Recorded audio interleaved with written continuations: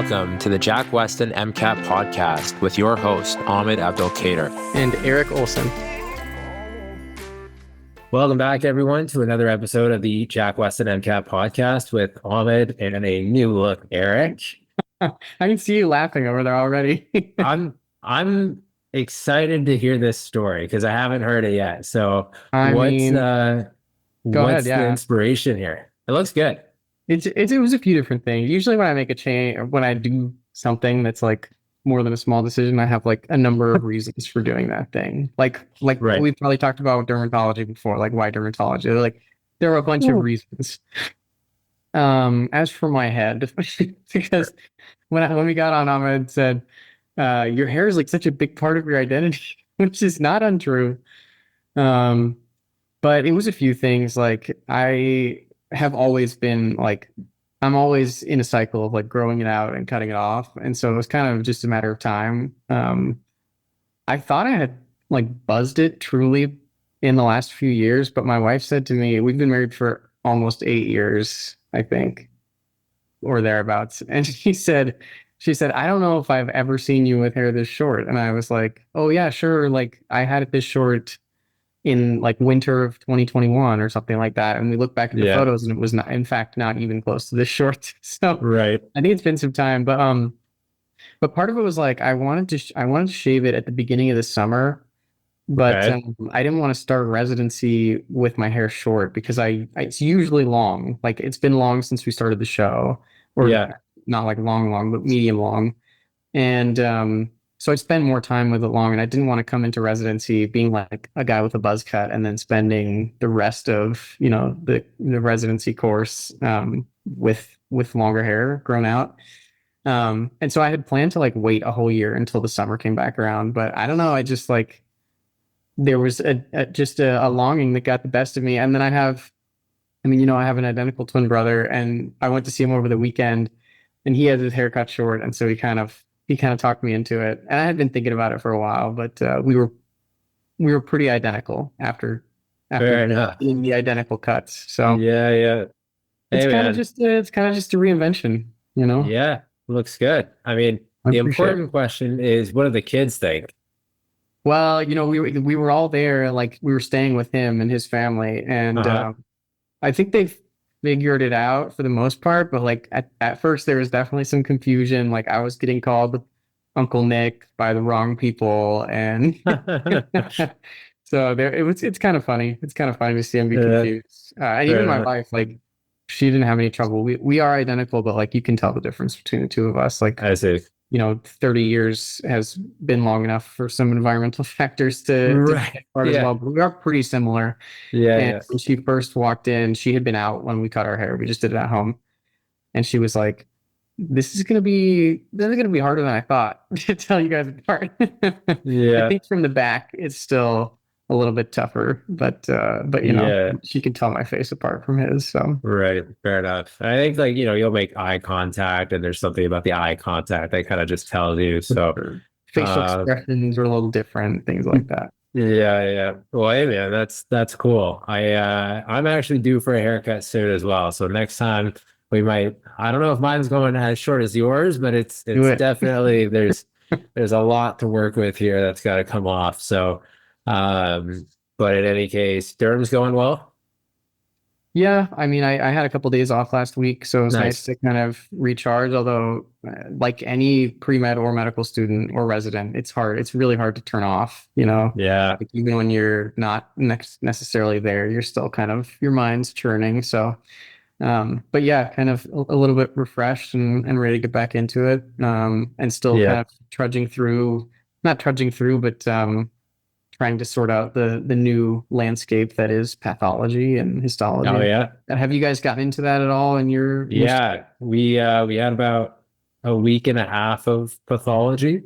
Like we incorporated into a couple of things. Like we had pathology with infections, we had pathology just recently with cancer. So sprinkle in here and there. We haven't, like, same thing with histology, like it's sprinkled in, like this is what the microscopic evaluation looks like, but yeah, we haven't had like a dedicated histology block, kind of like, my in my undergrad, like we had a histology course where like one unit was like epithelial tissue and then muscle tissue and then, the nervous tissue. And like we haven't had anything like that explicit, we'll say, but it's just kind of Yeah. been interwoven into some I other mean, stuff. it's so interesting because like the advent of the microscope and like just looking at tissue under the microscope has given us so much understanding of like the human body and has led to a lot of our understanding of modern medicine. Um, and so I think that's part of why it's like kind of fundamental, like we all have to learn it in part. Yeah. But at the end of the day, like it's kind of siloed too. You know what I mean? Like Yeah. pretty much every other specialty does not need to know anything about pathology. Like if you're in something, a specialty in which you take biopsies, then you retrieve the specimen and you send it off, and then they tell you what it is, and that's all you really need to know. Yeah. I think there is a fair amount of ambiguity in some of the findings that we have in dermatology, and I think that's Right. part of why it's so important for us to like have a little bit more of a working understanding of what you're seeing and what differentials Right. might be, because I think ideally the way that you would hope things work is you take a biopsy and you send off and they say, this is X type of carcinoma, or this is, representative of this sort of process. But in dermatology, a lot of the time it's like, yeah, I mean, we see some inflammation, like there's some eosinophils there. Yeah. There's some, thickening of the epidermis. Yeah. Could be like this, or this, or this. And like, Right. and you have to correlate with what you're seeing as a clinician. And so it's a little bit grayer than I think it probably is in some other fields. But anyway, For sure. it's I just interesting. It's Yeah, just, hey man. I had an eosinophil question on my exam this morning, so there you there go. you It's go. relevant. It's Yeah. relevant. But in any case, kind of shifting gears into like the topic for this episode, um, talking about homeostasis and specifically calcium homeostasis.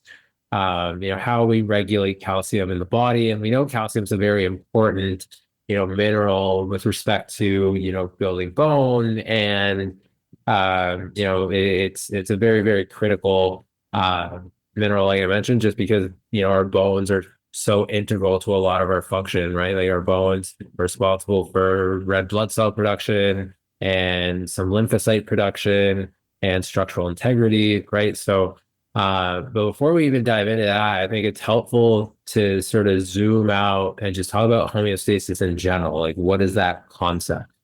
And I've always been big on, understand like root words, right? So, stasis referring to static or level, not fluctuating, Yeah, right? And homeo, remind me, homeo is just like self or home, I think, right? that sounds good. Um, I think the stasis is probably the more important part for us to understand with respect to yeah, the discussion. let's find You out. pull it up and find out right now. Similar. Oh, Similar. yeah, Yeah, that was silly. But yeah, tough so animation. levels that are staying similar, Yeah. or a state that is similar. Yeah, steady Um, state, right? Like you want to maintain a steady state in your body, and so a lot of these processes that we talk about, especially in endocrinology, which is kind of the field that we're going to be kind of touching on in today's episode. right. A lot of these processes are to maintain the status quo in the body because there's so many factors that are acting on our bodies externally, Hmm. internally, what we consume, what we're touching, what we're next to, the temperature, even like things like that, Yeah, that are trying to influence the way that our body functions. And we, as warm-blooded mammals, are like trying to maintain sameness of levels, right? for Homeostasis. sure. And so a lot of our energetic processes and things are vault around this idea of like we need to maintain an environment that is separate from the external environment, and like dictate how our body is going to work and not let it be dictated by Right, anything else that's around us. right. And so, what does that look like? You know, generally speaking, obviously there's, specific molecules involved with different pathways, right? Like homeostasis isn't a single pathway. It's a concept really that applies to innumerable pathways, but like what's the general principle? Like how is it Yeah. executed? The general principle, and I'll try to make it not specific to the body, but the general principle is like if you are trying to maintain, some variable. And I think, and people have probably heard this, but I'll use it anyway because I think it's a great example. The example that I was taught in my physiology class in undergrad was like air conditioning. Yep. So the idea being like, you're trying to maintain some variable. In the case of air conditioning, it's like air temperature, right? You're trying to keep it not too hot, not too cold. If it's too hot, then you're sweaty. If it's too cold, then you got to get a blanket. And so you're like, you have this window of what exactly temperature you want. And Right. you have to have mechanisms in place. If the temperature starts getting too high, then you're going to have some sort of mechanism to sense that. And then you're going to have another mechanism to bring it back down to kind of your ideal temperature range. Right. And then similarly, if the temperature gets too low, you need to be able to sense that. And then you need to have some process in place to be able to bring the temperature back up. And so, in the case of air conditioning and or heating, like you think about, okay, I don't know, where do you like your temperature to be at, Ahmed? Oh, you're gonna have to give me a second to convert to Fahrenheit. I live in a Celsius world. Tell us Celsius. That means Celsius, where like the way our thermostat works is it's like it keeps it in an interval. Like the traditional okay. thermostat will Yeah. be like, once it exceeds this temperature, you'll cool it down to whatever, or once it drops below this temperature, you'll heat it to whatever. Love it. Ours, we've kind of set it at both. So it cools at 21.5 and it heats at 19.5. I think 20 is 72 degrees. So, Okay. is it So like 9/5? I don't know. 68 maybe. In any case, hold no, this is gonna bug me. Hold on, my mental math is failing me. This is really interesting though, because at least I guess you can put my thermostat to auto, but Yeah. there's three settings. It's like you can put it on heat, you can put it on cool, you can Yes. put it on auto, or you can turn it off, right? And I feel like I almost always have it either on heat or cool. And so Right. it's feeling like a single-sided negative feedback loop and not Yeah. necessarily a double-sided, if that makes sense. But go ahead, what's your Yeah. So yeah, like ours is basically anywhere from like 67 to 72. Yeah, okay. Okay, that seems reasonable. I will tell you that I'm in Alabama, and it's hot here. Yeah. And I grew up in the South, so like it's not new to me per se. But the like paying for my own electricity is, not something I Yeah. did when I was a kid. Yeah. And it's expensive. I mean, at first we had it over Yeah. the summer when it was really hot. We had it at like 74, I think. And so it was like always trying to Okay. get to 74. And if it got above 74, it would bring it back down to 74. And I think 74 is warm still. it is warm, and we paid like out the nose for air conditioning. Like we paid a lot of Yeah. money. And so then we like brought it up to 75. And like anytime we leave the house, like we're turning it off, or we're not off, but like we'll crank it up to like 78, just because Yeah. it's like, so expensive to Yeah. going. But I think my ideal is like, 70, 71. Anyway, Yeah. it doesn't really matter.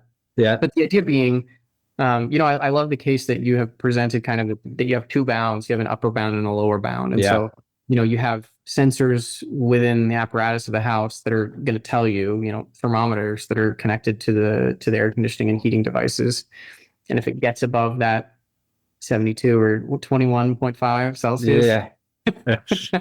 then the air conditioning will kick into gear, and instead of creeping up above the upper bound of where you want it to be, it will bring it back down into that normal range. And then similarly, you have sensors that if it dips down below 19 Celsius, then you'll have a heating element that will activate, and it will bring the temperature of the home up. The same kind of mechanisms are in place even for temperature regulation within the human body. Yeah. We have an optimal temperature at which our enzymes function and things like that, and so we like to keep it in that range. And of Yeah. course, today we're not necessarily talking about heating and cooling, and more so, Right. calcium regulation. But I think, as you said, Ahmed, the principle, I think, is, if you're going to take something away from this episode, calcium is important, but this kind of homeostatic negative feedback loop mechanism is probably, it applies to more things. And I will just ask you, Ahmed, to explain to our listeners as well. We talk about kind of the negative feedback loop, Yeah. and it kind of makes sense once you know what we're talking about, but how does a negative feedback loop contrast with a positive feedback loop, and why, why Right. do we see so much negative feedback in the human body and not quite as much positive feedback? Yeah, it's a good question. So negative feedback is like I think of it as like feedback that prevents reoccurrence, right? So like textbook example, you go eat, you're full, you stop eating, right? Beautiful. And so to answer the question, why is this the case? It's so that we don't get too far beyond, that homeostatic window, that normal, that set point almost, right? And so by having a negative feedback loop, right, you can establish sort of the central value and always make sure you return to it from either end of the spectrum, Yeah. right? And so, we take, and that's why, body weight is so hard to change sustainably, right? Because you have to rewire what your like What set your set point point is. Yeah, the set point. exactly, but it takes time, right? Like, and not to get too far off topic, but one of the most fascinating studies I think I've ever seen. I was in a physiology of obesity and type 2 diabetes class my senior year. And the study was basically looking at participants on The Biggest Loser, which is a weight loss show. Hmm. And on the show, very, very impressive results. Like people are down, tens or even over 100 pounds, right? But then they followed these folks for can't remember how long after the study. And the vast majority of them gained the weight right back, and some of them even got heavier than they Yeah. were pre-show.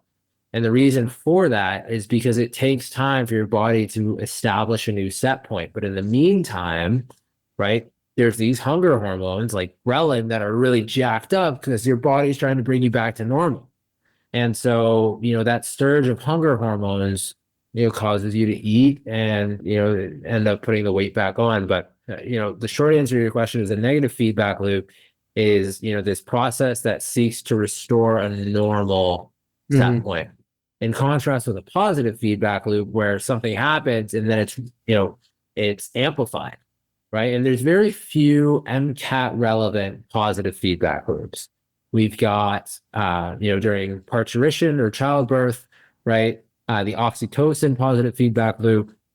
There's an estrogen positive feedback loop that leads to the LH surge. Hmm. And then there's a prolactin positive feedback loop as well. And I'm almost certain those are the only three that are worth knowing for the MCAT. And so the idea there is like something happens, like I said, and then uh, that response is amplified. So for example, in the cervix, right, during childbirth, right, oxytocin is released, triggers contraction of the uterine muscles, which pushes the head of the fetus against the cervix, which Hmm. triggers more oxytocin release, right? It goes on and on and Just on. your oxytocin's just going up and up and up. You're getting more and more contraction. The Right. fetus is getting closer and closer and kind of more pushed up against the cervix, and it's just getting kind of out of control with the end goal of like getting this baby out of there, right? Like we Yes. don't want sameness and order anymore. We want to like make a big change. Right. Yes. And so that's Yes. kind of the like the purpose of the negative or the positive feedback loop, excuse me, is like when you are trying to make some sort of big sweeping movement change within the body. And that's why we see them so infrequently, right? Because we generally And speaking don't want that. and that was going to be my point is there's actually a number of conditions that are driven by positive feedback loops, like the progression of, heart failure, right, is Yeah. driven by a positive feedback loop where, your heart, isn't contracting as efficiently, right? It's not ejecting as much blood. So you jack up, I'm trying to remember, help me out here, Eric. I think it's what we elevate the contractility of Yeah. the heart muscles.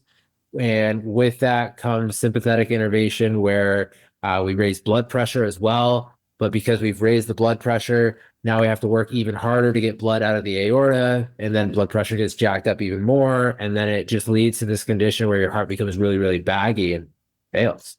But all of that to your point, which is, we don't really want positive feedback loops because they're not good, right? Yeah. They lead to things being out of control. But the negative feedback loops, like we talked about earlier, right, really help us, hover in this sort of dynamic equilibrium around a set point. And calcium is a great example of that, right? Because we don't want to have too much calcium floating around in our blood, but we don't want to have too little either, right? Obviously, we need calcium to build bone and such, but not so much where, calcifications occur or we have calcium deposits, which can be, harmful to say the least.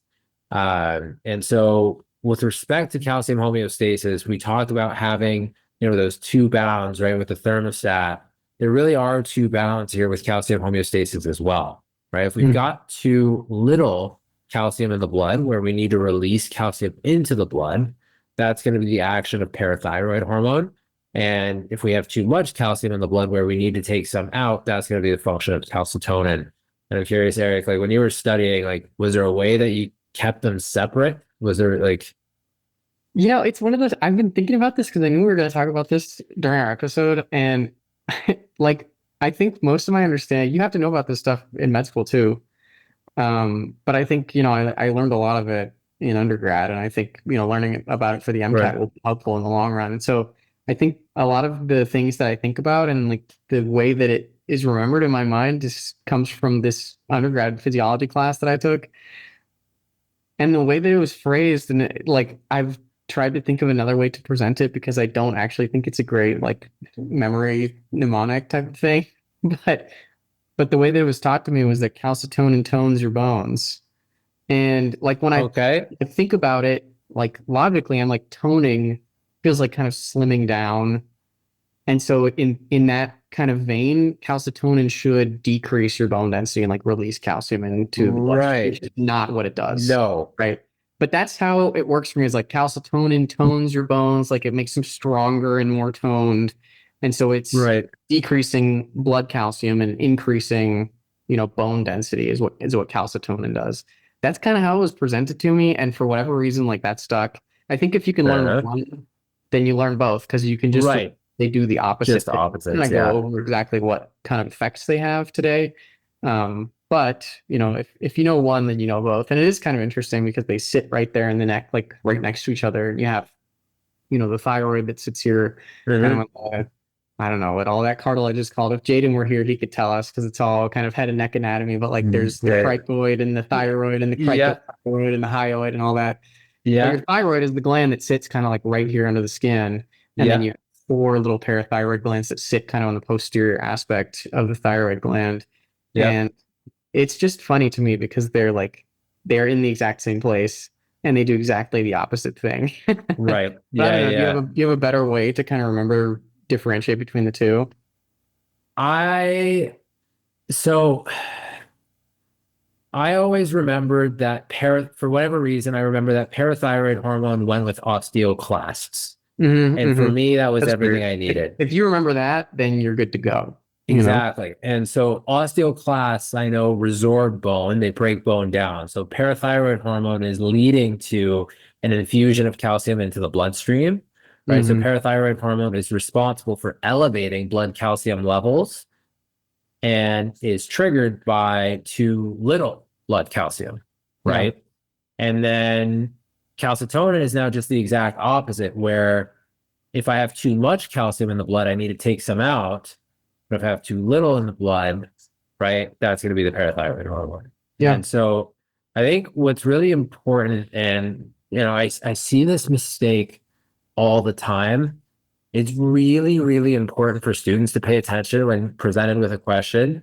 If it's asking what would trigger this versus what does this do? Because Yeah. those are two completely opposite questions, right? So, for example, when would you see elevated parathyroid hormone?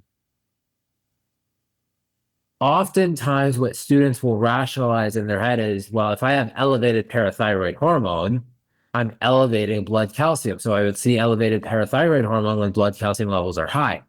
Right. No, that's not the case, right? Because you have to remember it's resetting, right, Yeah. to normal values, right? Yeah. The trigger, right, which is what this hypothetical question is asking, is the low blood calcium, right? Yeah. Whereas if it says, what is the effect of, right, it is to elevate, right? Yeah. Your hormone is being released in response to a problem. Yes, And so what is the problem that you're trying to correct? correct. And so Yeah. exactly right. In your example, you're not going to get parathyroid hormone.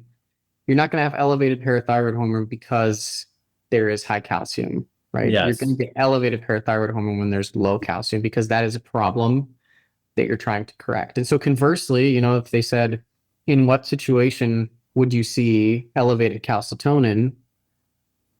The effect of calcitonin is going to be to lower the blood calcium, but the situation in which you would see an elevation of calcitonin would be with high blood calcium because you want to Yeah. lower that level of blood calcium or serum calcium, whatever, Right. and bring it back down to normal. For sure. And I think, it's really important to keep those two, like we said, if you know one, you know the other. And it's nice in the sense that you're really getting a lot of testable material with not a lot of, storage with respect to memory. Yeah. I think with these two hormones as well, it's important to make sure we know where they come from. Fortunately, the names help a little bit. Parathyroid hormone is gonna unsurprisingly come from the parathyroid gland. Calcitonin will come from the thyroid, as would T3, T4. Mm-hmm. And I think there's some affiliated hormones here as well. Like I've seen a question with calcitriol, for example, which is vitamin D3. And that might Yeah. actually be a good thing to segue into is, the role of vitamin D3 in calcium homeostasis. And it's interesting because when I was a senior, I was working on this research project with, one of my professors, and it was basically this big nationwide study looking at, the optimal resistance training program for, people with low bone mass. And so part of my responsibilities included, updating their nutrition logs with, what were they eating, how many Mm-hmm. calories were they getting, and they would have three separate logs, and we would take the averages.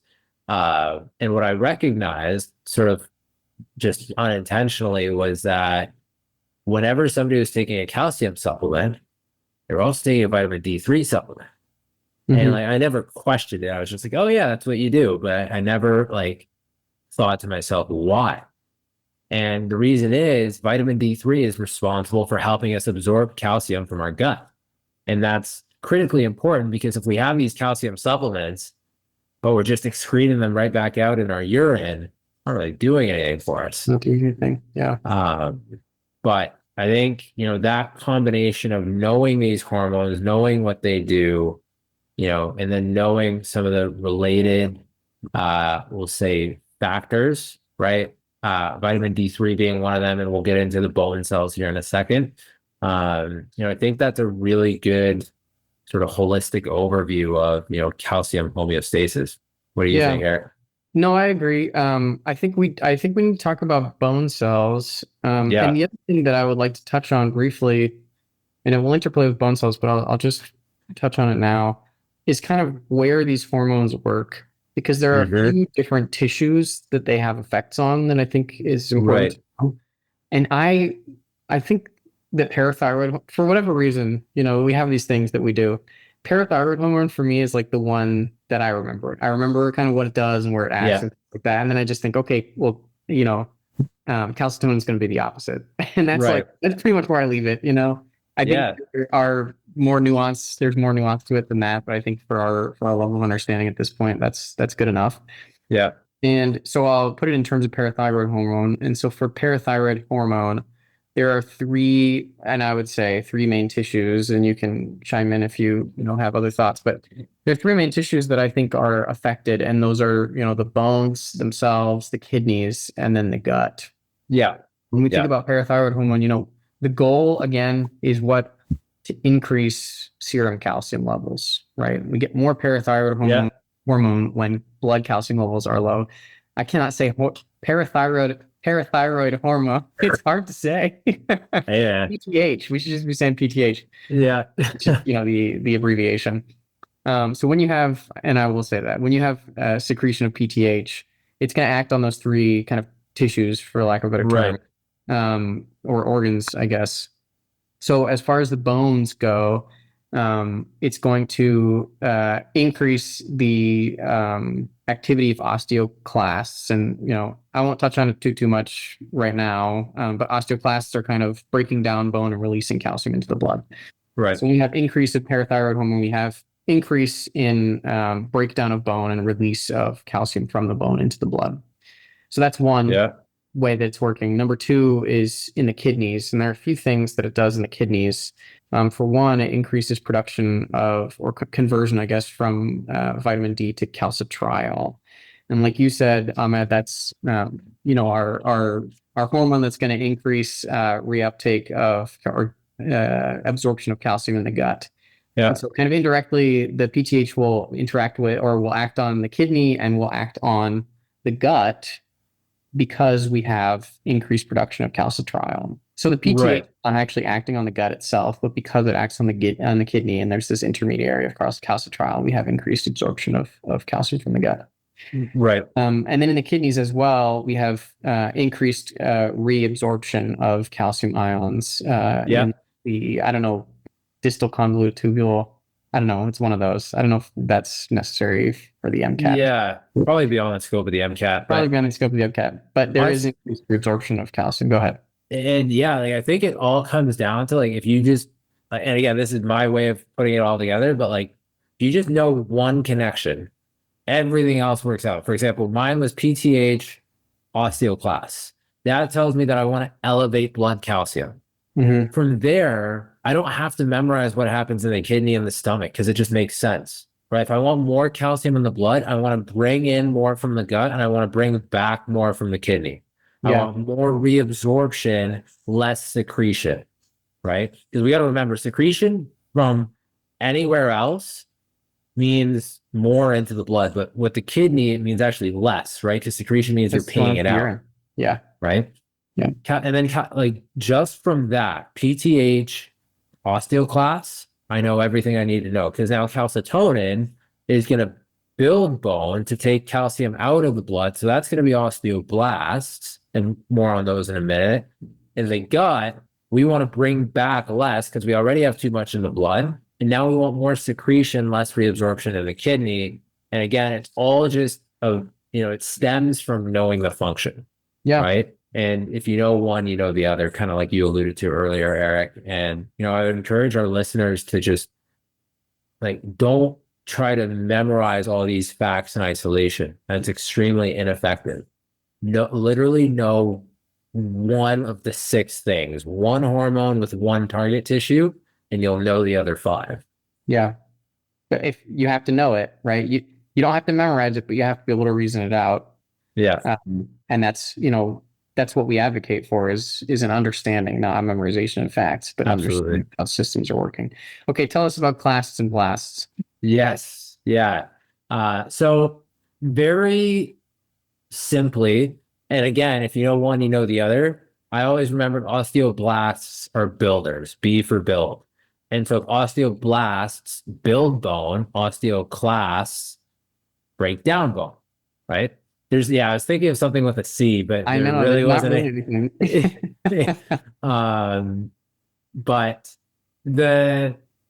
there's little nuance here. Like, if you've ever taken a physiology class, you may have heard this idea that the osteoclasts are what we call multinucleated or polynucleated macrophages.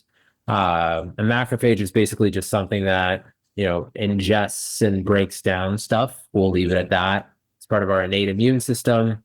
But I think in terms of the properties of those cells, I wouldn't know much more than that. Just that class are multinucleated macrophages that resorb bone, not to be confused with reabsorb. That was something that I always mixed up for a while when I was studying. Resorb just means break down.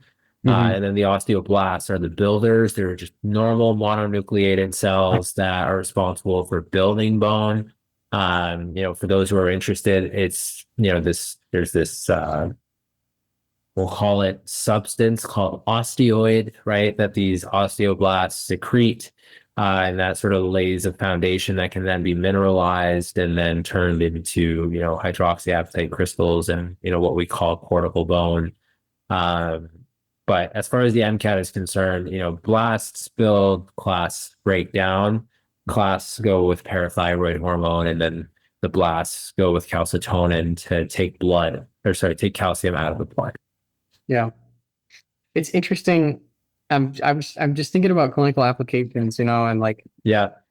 I think the obvious, well, just briefly, you talked about kind of like why calcium is important, why serum calcium is important. Yeah. And, I think aside from like bone building and resorbing and things like that, like it plays a pretty significant role in muscle contraction, right? Yes. And, Yeah. Yeah. that's something we may or may not have talked about, but should at some point. And then, with that, the heart is not a skeletal muscle, it's a cardiac muscle, right? But it Right. also requires calcium. It's a smooth muscle. And so some of the, there are like kind of specific things that you look for in hyper and hypocalcemia. It's something you pay attention to when patients are in the hospital. It's like, one of the labs you get most days, if not every day, as part of kind of an electrolyte panel.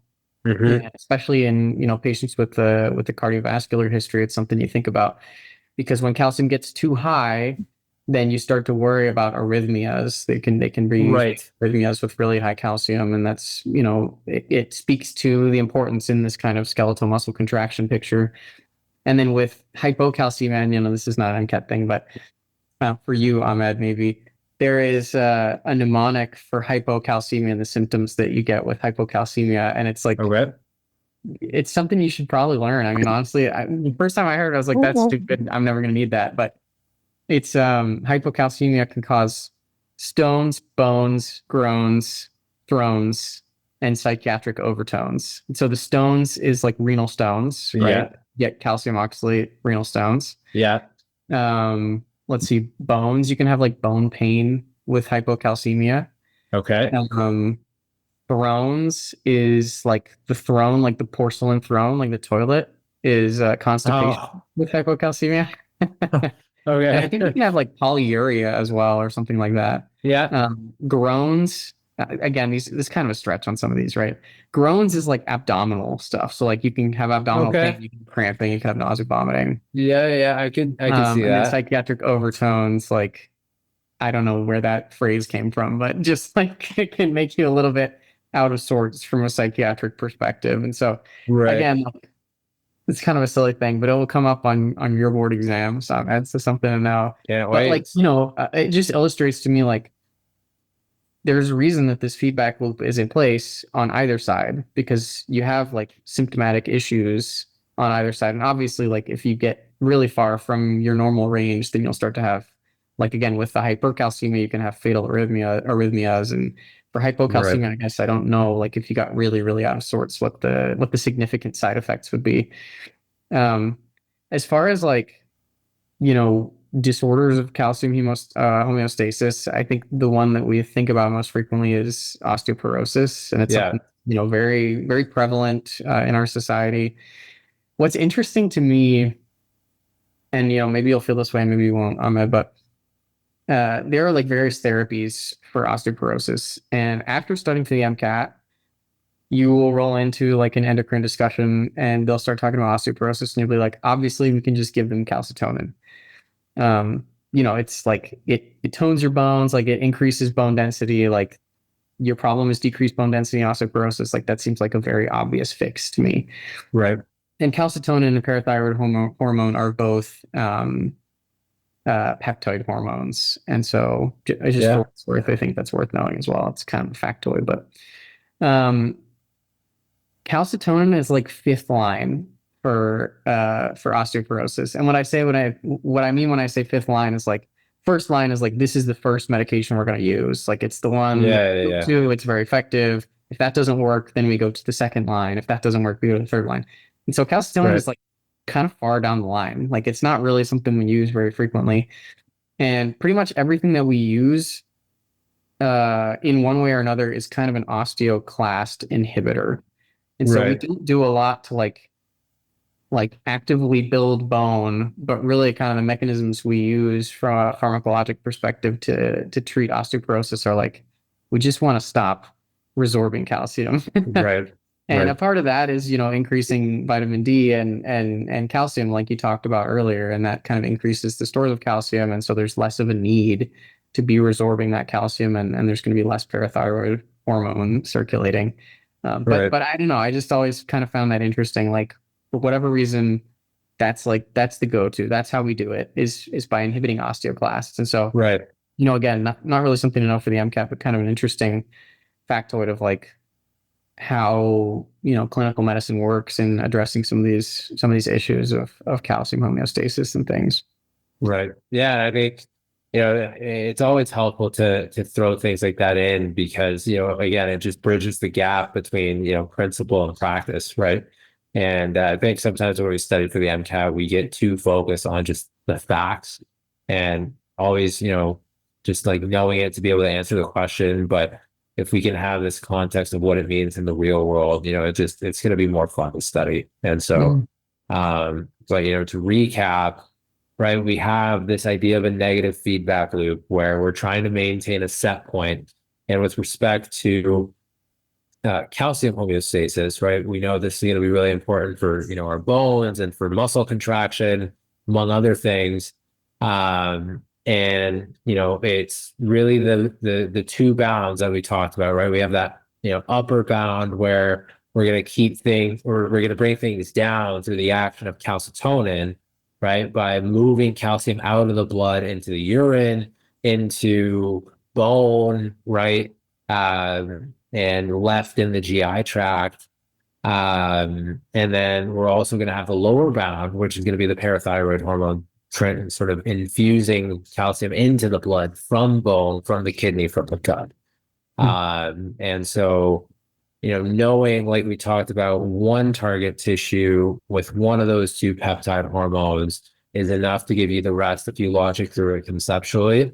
And I think, bigger picture from that is just, reinforcing this idea of studying strategically, right? I know we say this a lot, but it really makes a difference because just take that small example, right? I go from knowing 6 facts to knowing 1 fact, right? And it's easier on my mind. It's easier to retain and it's just going to lead to better outcomes. Yeah. I think, we've talked about it, but I think again, I would understand negative feedback. Yeah, I Watch a agree. video about it, draw it out, and understand kind of what that looks like because it comes up in different areas and different kind of, I was going to say different feedback loops, different physiologic mechanisms because that's a lot of the human body is maintaining homeostasis in one way or another, Yeah, keep things status quo. And so, if not just for the MCAT, where it is very, very important, learn it to be an adequate clinician, because it does an understanding of that principle is really important for an understanding of how the human body works and why it does some of the things that it does. So that's kind of my takeaway from this discussion. yeah, couldn't agree more. Um, and I think, on that note, right, just encouraging our students to always have, a working understanding of major concepts, right? Sort of the base of that pyramid, and then add layers on and on and on, right? Start by understanding negative feedback, then look at calcium, then look at other feedback loops, right? But having that core sort of foundational understanding is the first step.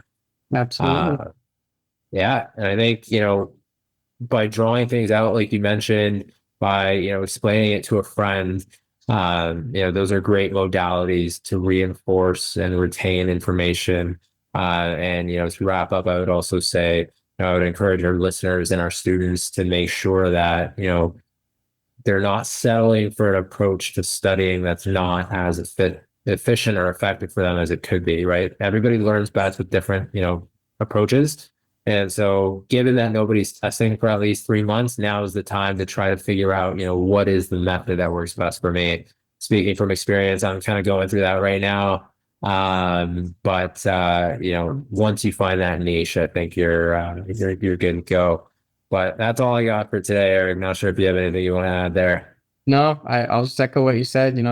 it's worth putting in the effort on the front end to figure out what works, because it'll save a lot of grief and it'd be a lot more effective.